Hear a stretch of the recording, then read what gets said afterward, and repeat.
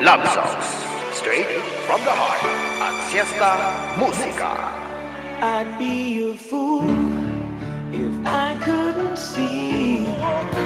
Baby, kung mahal ka niyan talaga.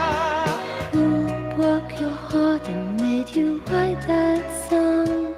Your greatest love songs, all the way from 2 to 4 every Saturday at Siesta Musica. Join Dream Car the announcer at Siesta Musica every Saturday from 2 to 4 in the afternoon dito sa inyong nag-iisang himpilan, Cool FM. Mapapakul ka dito! Every emotion tells a love story at Siesta Musica.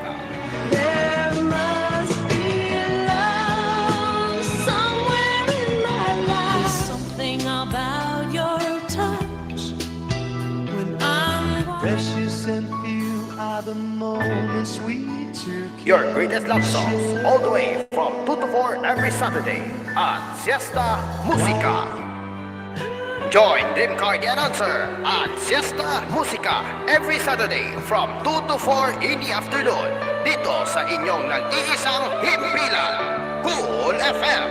Mapapakul ka dito!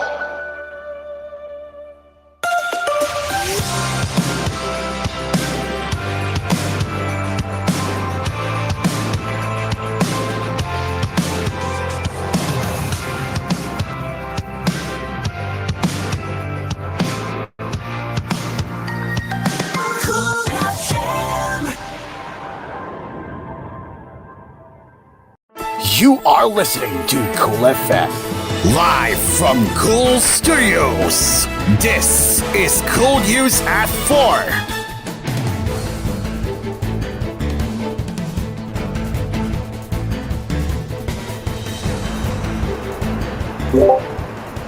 Good afternoon, and welcome to koolNews at 4.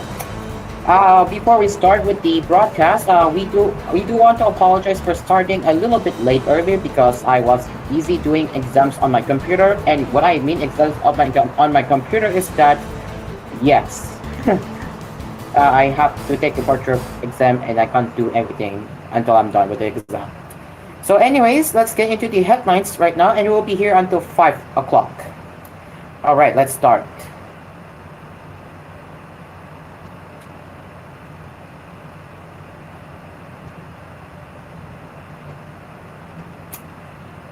Two individuals in northern Mindanao and Davao region reportedly died due to the southwest monsoon, locally known as Habagat, according to the National Disaster Risk Reduction and Management Council.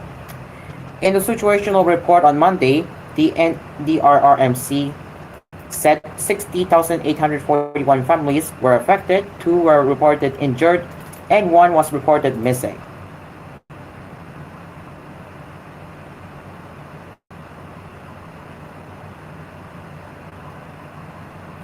It also reported that 4,767 families are currently in 55 evacuation centers nationwide, and 46,886 took shelter elsewhere.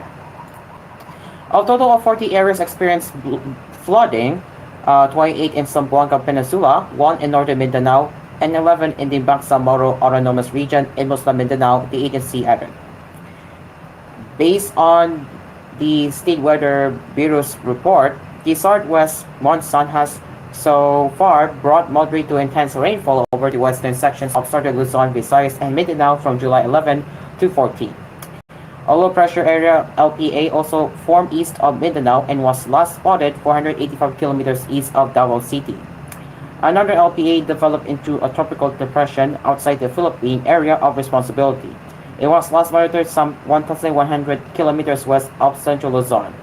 It was carrying maximum sustained winds at 45 kilometers per hour and gusts of up to 55 kilometers per hour while moving west-northwest at 25 kilometers per hour.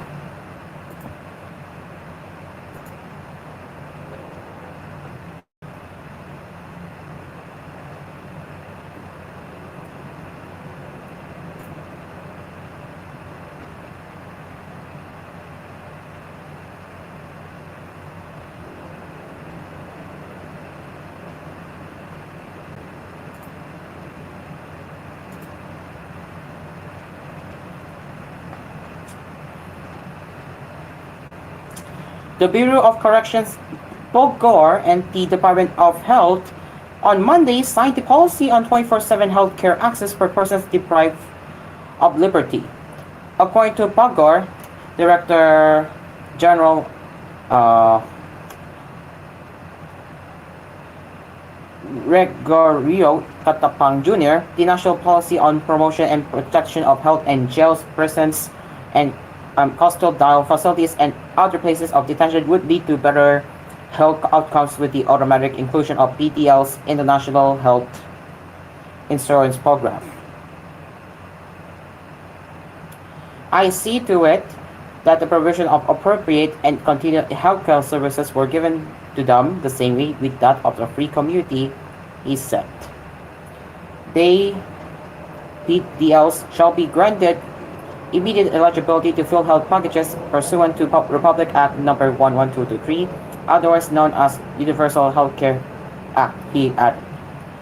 He noted that PDL's right to health is enshrined in the 1987 Constitution, which also mandates the government to provide more inclusive healthcare services. Under the new policy, the Bucor, DOH, and other concerned agencies are expected to allot funds and resources and craft measures that will ensure the good health of PDLs. The Bucor will also provide other services including vaccinations, mental health seminars, HIV-related programs, feeding programs for all PDLs, and breast cancer examinations for female PDLs.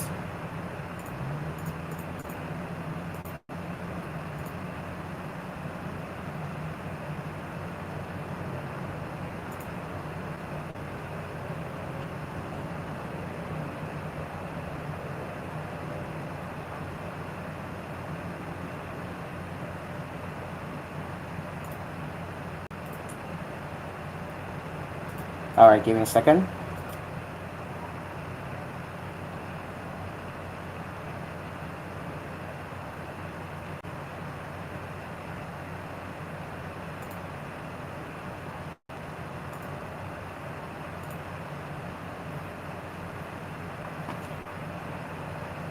Sorry, I'm really unprepared. But anyway, ACT Teachers Party List Representative as Castro cannot help but be emotional after she was convicted for child abuse by Tangum Davao del Norte Court.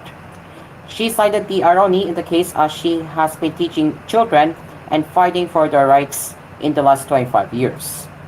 Castro, during an interview with reporters at the Pambansa complex on Monday, admitted feeling bad about the decision. The case stemmed from complaints that she and former Bayamuna Party List lawmaker Satur Ocampo kidnapped Lumat students from Tadlangkingot town. The guilty verdict was handed down earlier for violation of Republic Act No. 7610 or the Special Protection of Children Against Abuse, Exploitation, and Discrimination Act. Of all cases pa, ano ko as teacher, 25 years natin pinanggalangan ang ating mga estudyante. Ngayon, child abuse pa ang ikakaso sa akin.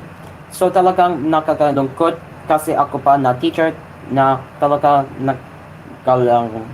naggalaga sa kapakanan ng mga estudyante, Castro said. Medyo emotional ako kasi as teacher. Ang naging trabaho ko naman talaga ay panggaganan yung kapakanan ng mga estudyante at syempre yung pagbigay ng knowledge at ganitong kaso pa ang ikakaso sa akin, child abuse.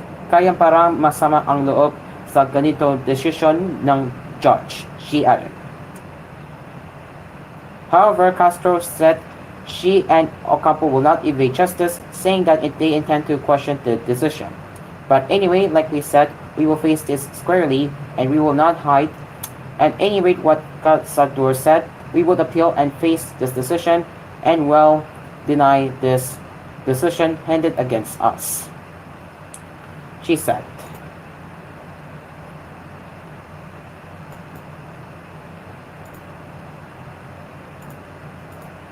Our resolve is strong and we feel that this will be dismissed at the end of the road, and we will face this. We will not hide, evade our laws and our justice system. We are ready to face the people and say we really did nothing wrong. No child abuse. We do not do these allegations because our advocacy is for the education of the youth and Luma children.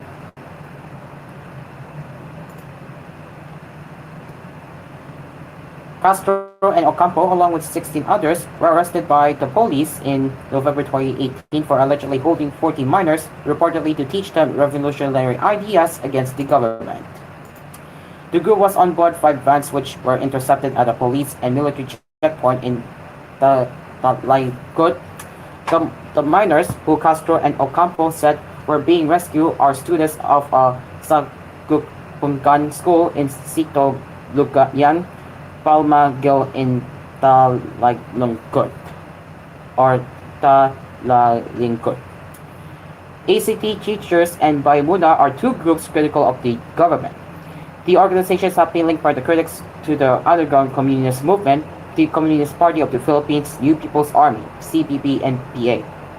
Groups and human rights workers have denied their groups' alleged association to the CPP and PA, calling it as mere red tagging.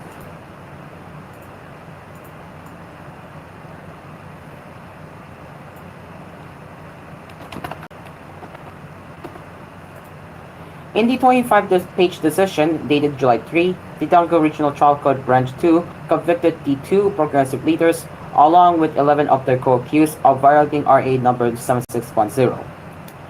All those convicted were ordered to serve a jail sentence of 4 years to 6 years, aside from being ordered to pay a total of 20,000 pesos to 10,000 pesos for civil indemnity. Actually, that's I don't know if I get it right, but that's what the headline says. That's what the article says. And 10,000 pesos for moral damages to each of the 14 victims. Records revealed that the prosecution has established proof beyond reasonable doubt that the accused committed acts detrimental to the safety and well-being of the minor Luma learners, the court decision states. Castro said this development will not prevent her from running for the Senate in the 2025 midterm elections. Even if we have cases like these, our resolve to continue our fight for Luma rights and of our Luma children's welfare, and this will not stop me from pursuing a bigger endeavor in the future, she said.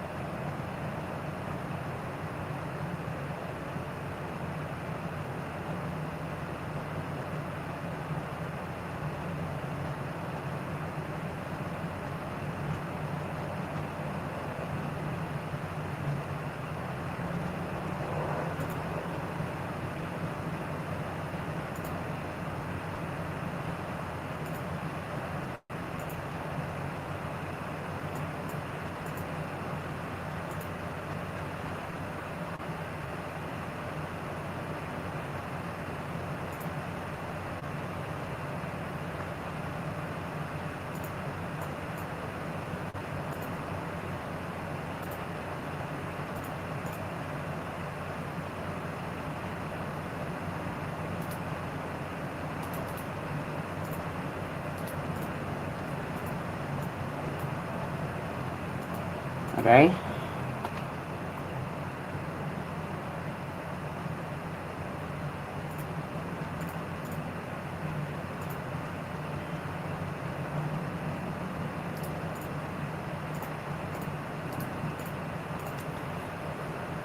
Two senators on Monday floated the need for all Philippine government agencies with police powers to team up in order to arrest suspected Bambang Mayor Alice Guo. Senator Sharon Gatchalian in a radio interview said he is convinced that Guo and her family have gone into hiding. This follows the Senate's issuance of an arrest order against them on Saturday for snubbing the Committee on Women's hearing on July 10. While the tracking of Guo remains in place, Gatchalian said there is a need for the Senate's security team to collaborate with other enforcement agencies. The operation to find her are ongoing. That's why my recommendation to our security office is to expand their efforts and tap other enforcement agencies like the Bureau of Immigration as well as the National Bureau of Investigation. The Senate has collaborated and partnered with other enforcement agencies like the Philippine National Police, said Gatchalian over Radio 630. In a message to reporters, Senate President Pro Tempore Jinggoy Estrada expressed the same view as Gatchalian.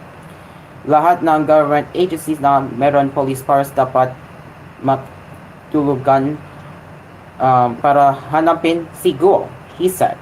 Both senators urged Guo to voluntarily surrender before the Senate. Gatchalian said appearing before the chamber would be an opportunity for the embattled local official to explain her side of the story. According to Gatchalian, existing records show that Guo is still in the Philippines. Sa impormasyon namin na dito pa siya, hindi na siya makaalis gamit ang ating mga paliparan, yung ating mga airport dahil mayroon ng hold order. Pagkatapos kasing mga rule ng contempt ng Senado ay kaagad na pinalitan ang kanyang status ng hold departure order at hindi siya makakaalis ng bansa natin gamit ang airports natin dahil hihintuin siya ng immigration officer, said Gatchalian. Based on our information, she is still here. She wouldn't be able to leave using the country's airports because there is a hold departure order. After the Senate ruled the contempt, the status of the hold departure was immediately set in place. That's why she wouldn't be able to leave the country using our airports because she will be stopped by an immigration officer, said Gatchalian. Guo has been the subject of scrutiny after the Senate panel on women exposed her alleged ties to Suwon Technology and illegal Poco Hub in Pampan, Tarlac. The local official, however, denied this allegation, including claims that she is a Chinese spy. Senator Robin Padilla has filed a bill seeking to fulfill the 1987 Constitution's mandate to prohibit political dynasties in the country. In a statement on Monday, Padilla said his motion for filing Senate Bill number 2730 is the belief that it's now time to break the barriers that prevent the best and the brightest from serving the Filipino people. Citing the Harvard Academic Research Study, Padilla said political dynasties stem from the tendency of elites to persist and reproduce their power over time, undermining the effectiveness of institutional reforms in the process. Political dynasties, in effect, have exhausted resources to attain economic and political dominance, while at the same time promising political competition and undermining accountability, he added. According to the lawmaker, another study by Dulsalem and Pri Aguirre in 2013 noted that congressional funds are higher in areas with more political dynasties. However, he said these provinces also have higher crime rates, poor governance, and lower spending on employment, infrastructure, and healthcare.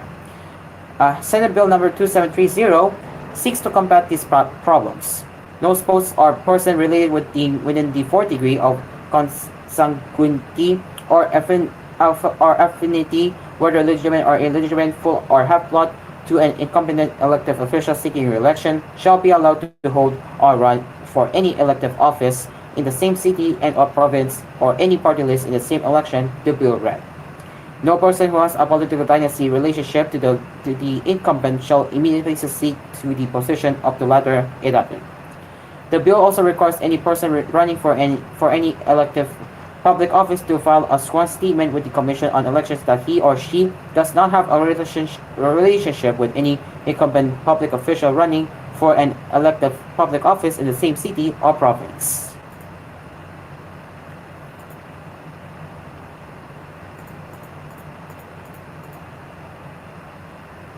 And now for business headlines.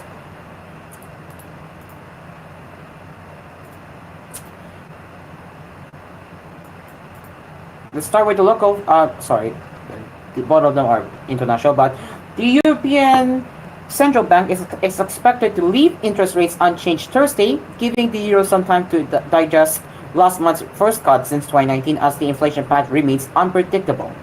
ECB governors lowered the closely watched deposit rate from a record 4% to 3.75% at their June meeting, following an unprecedented campaign of monetary tightening to tame red-hot inflation. ECB President Christine Lagarde said the cut was made possible thanks to steadily falling consumer prices, but she stressed it would not automatically kick off a rapid rate-cutting cycle. Speaking in Portugal's Sintra earlier this month, Lagarde said it will take time for the bank to gather sufficient data before deciding the next move. The ECB would probably go into the summer break without lowering interest rates again, said Free DC Kohler, chief economics at German public lender KfW. After a surprise uptick in May, Eurozone inflation slowed again in June to reach 2.5%. While still above the ECB's 2% target, it's a far cry from a 10.6% peak in 2022 after Russia's war in Ukraine sent energy and food prices surging. Inflation is heading in the right direction, Lagarde said in Sintra, but it is still likely to be a bumpy road until the end of 2024, she warned.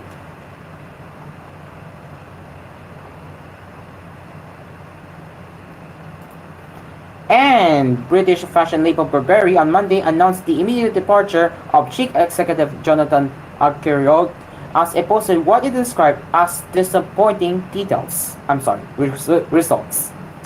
He is being replaced by Joshua Escoman, who has headed American fashion brands Michael Kors and Coach, Burberry said in a statement. Burberry chair Gary Murphy described Escoman as a proven leader with an outstanding record of building global luxury brands and driving profitable growth. In a separate statement, Murphy said Burberry's recent performance is disappointing.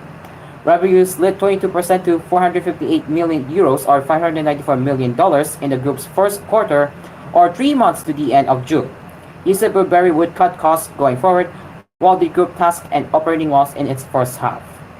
It comes as the wider luxury fashion sector navigates weak demand, particularly in China, with Gucci owner Kering in April issuing a profit warning. Alright, it is now 39 minutes after 4 and 21 minutes to 5, which is 4:39 in the afternoon, and Cool News at 4 will return after these messages. We will be right back.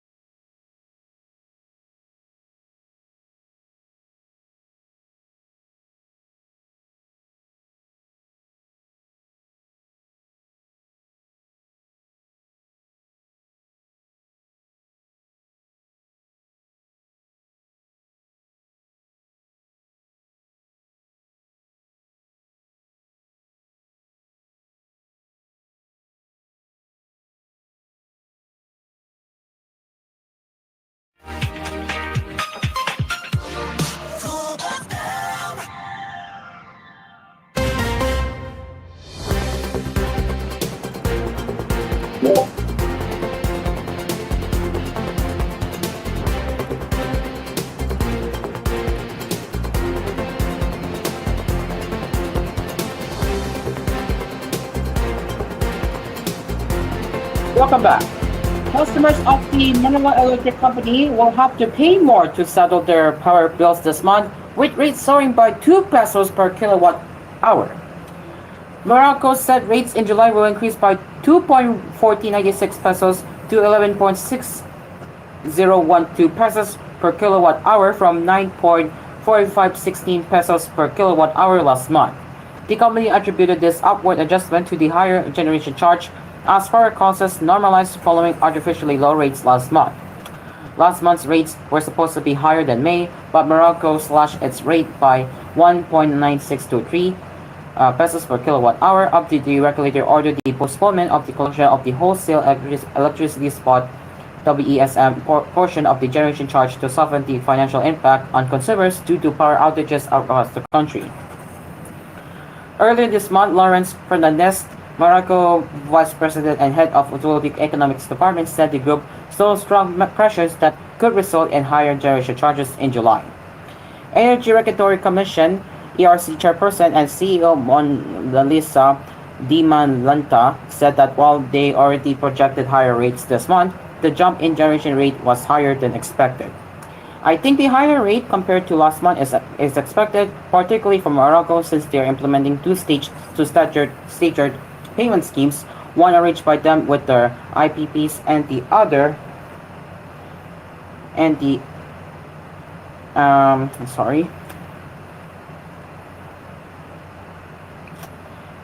as ordered by the Commission on WESM purchases. Bulk of Meralco's supply comes from its IPPs, she said in a message to reporters. Immediately, though, the 2.021 peso per kilowatt hour generation rate increase is higher than expected. In any event, the rates are subject to the Commission's validation pursuant to our cost adjustment over under regulations, Dimalanta added.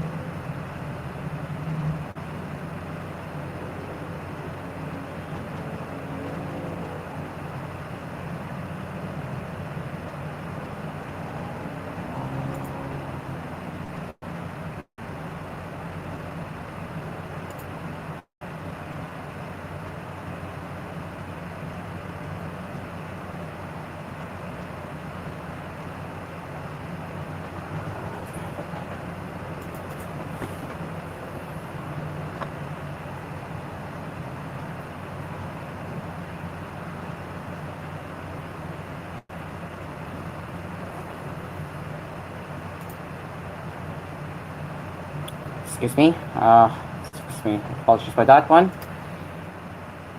Okay.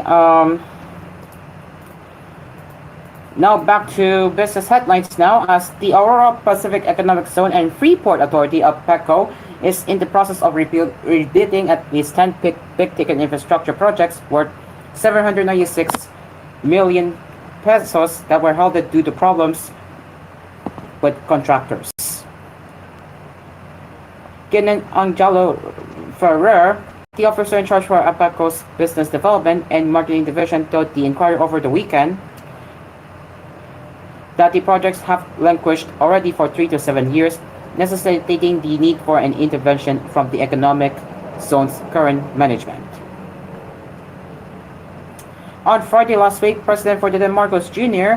acknowledged the reform measures being implemented under the current APECO President and Chief Executive Officer Gil Ataway IV, agreeing that the high-value contracts must be rebid. It's a huge waste that this happened, and we are hoping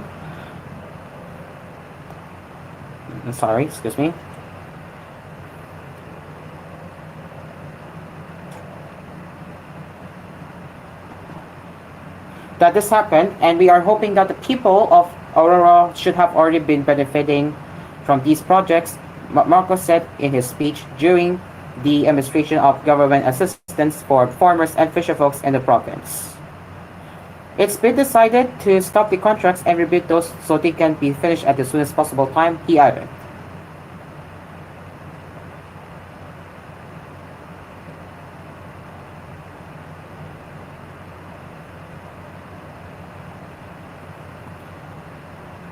Ferrer cited some of the projects, including the 75 million peso contract for the construction of their administrative building inside the 30-hectare economic hub in the province of Aurora. The other project include the 439 million peso contract for a one-stop shop center and the 47 million peso phase 2 contract for a sewage treatment plant, Ferrer cited. Over to Malakanan, the EPECO announced last month that it aims to entice investments in the agro-industrial technology and defense sectors. Back in April, APECO had signed an agreement for a feasibility study with the Kapwa Agroforestry Corporation, which is eyeing the establishment of the 5,000-hectare bamboo plantation inside the economic zone. The investor, APECO said, has an estimated budget of 1.2 billion pesos for the plantation, with projects that the bamboo plant inside the farm will be ready for harvest within a period of 5 years. In May, the APECO also signed an investors agreement with the Singapore-based firm Pacific Impact Development Pte Ltd, which plans to put up a 25 megawatt renewable energy plant, which would most likely be solar powered. The APECO has also apparently changed policies under Tawai 4 on the issue of accepting gambling operations within the ecozone, with Mandalakanan saying that it was no longer accepting Philippine offshore gaming operators or POGOs. Logi Dragget, the sole POGO firm operating in APECO since 2020, left the ecozone in May this year.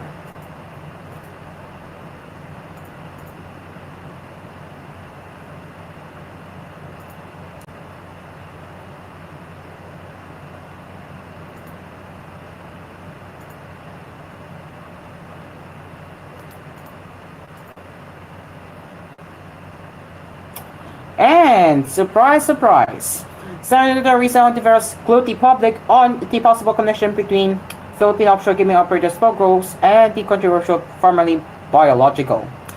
In an online press conference on Monday, Hontiveros said suspended Balomir Alice Go may be linked to bigger syndicates, revealing that her company, Bofu Land Development Incorporated, had direct transactions with a certain Hong Jing Yang, a brother of Michael Yang, a former advisor to ex-President Rodrigo Duterte and a central figure in the formerly scandal. So we play a clip here so you guys can hear it.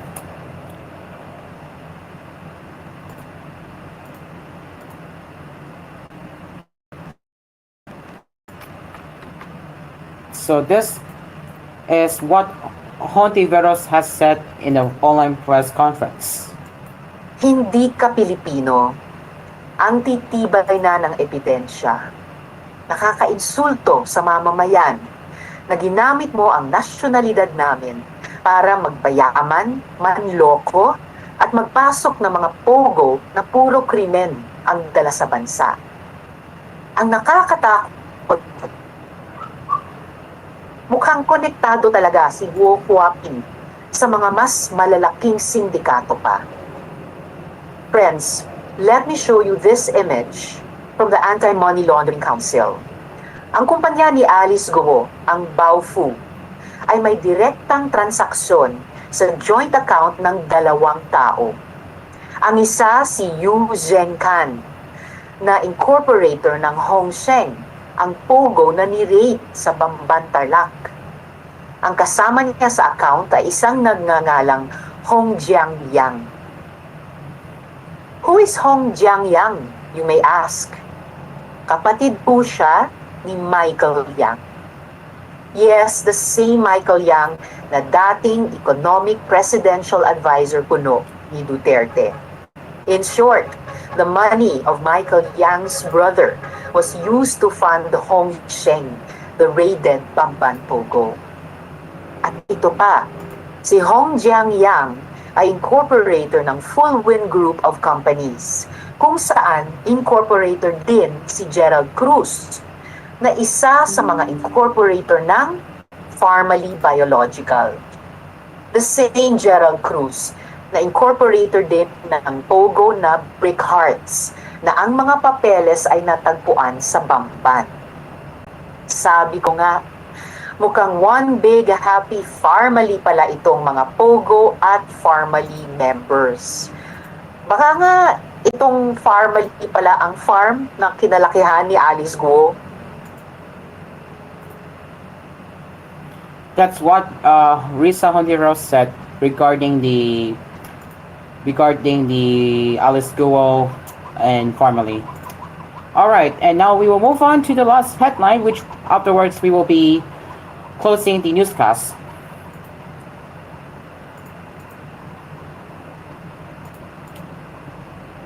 Alright, looks like we don't have any entertainment news for this hour, so we will get into that later with koolNews at 6. But for now, let's go into the last headlines with... Yes, that's right, sports news. So let's get into the sports now.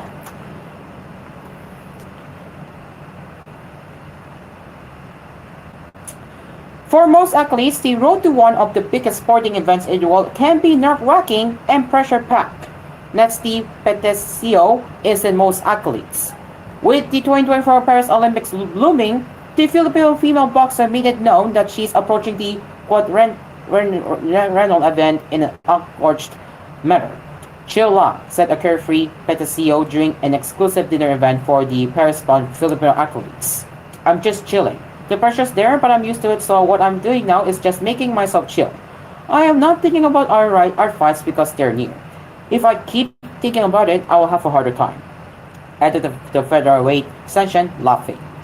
In retrospect, Petesio taking it easy shouldn't come as a surprise. After all, she's been here before. It wasn't too long ago when Petesio found herself in the middle of the spotlight in Tokyo, Japan 3 years ago. The 32-year-old boxer settled for a silver medal in the pandemic-delayed Summer Games, the same Olympic edition where Heidelin Diaz Naranjo ended the country's wait for a gold medal. There is reason to hope that Petesio can improve on that finish and snag a second Olympic gold for the country.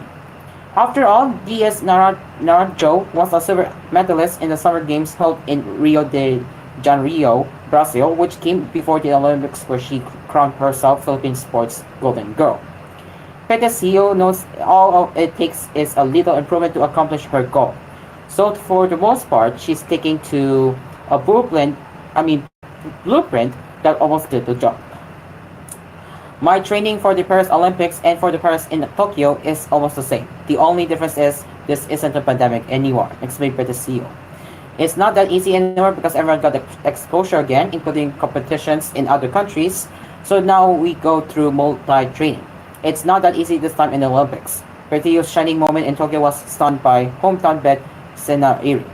Soon after, though, Iri announced her retirement from the sport, leaving the women's featherweight throne vacant for the next worthy queen of the ring. But Iri was largely seen as a hometown champion, buoyed by the cheers of her countrymen in Tokyo. And there will be even more capable opponents in Paris, which Petesio is very much aware of. The pressure is there. It's always there, said the Davao native, who won't worry over things beyond her control. For me, whatever I can settle, I will focus there. It's a good thing, though, that people see boxing as one of the sports that gives us Philippines glory. It makes me proud because it's my sport, always seen and appreciated. With that mindset, Petesio is going back to the quadrennial event ready to punch her way to history anew. For my part, after all I have felt in Tokyo, I'm listening more to myself and my body. If that pressure comes back again, I will know how to handle it better now. And that will be it for koolNews at 4. So, again, we apologize for the late start of koolNews at 4. And regarding myself, I have been exhausted, not really exhausted, but tired from taking a book court exam. So really apologize for how I performed in the newscast, but hopefully in the next newscast such as koolNews at 6 for me and koolNews early edition tomorrow for me, I will be up and running again. But in the meantime, you can send a news tip or feedback to us at tvh.philippines.news@gmail.com. And we will be back with more headlines later with Cool News at 6 and Cool News Prime Time at 9. Until then, I am Aspir. Good afternoon.